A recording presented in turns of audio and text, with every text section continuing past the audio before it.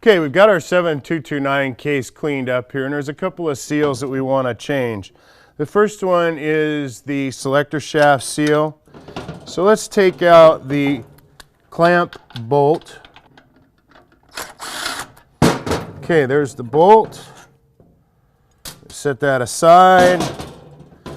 Now we can just take the selector shaft out, and our park rod and rooster comb come out of the case. Going to use just a regular straight bladed screwdriver to pry this out of the case. Okay, once that's pried out of the case,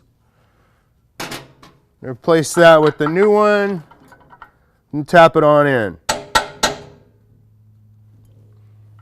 Okay, once that new seal is installed, we can take our park linkage and reinstall it back into the case.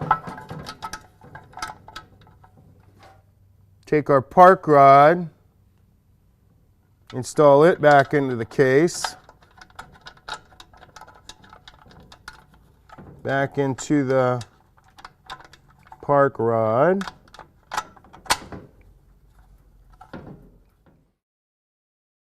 Now install the bolt. And secure that down in there. Now that's all ready to go. Okay, next we're going to remove the rear seal with our pry bar. We're just going to pry that right up and out of there. Comes out real nice and easy. Going to discard that. We'll be using a new one on assembly. Now we're going to remove the snap ring and the rear bearing. Take our snap ring pliers. Have to switch our snap ring pliers around because this is an internal snap ring. All the other ones we've been doing have been external, so this pulls the snap ring together. Okay, and up and out the snap ring comes. Okay, now if the bearing's real nice to us, it'll come right up and out.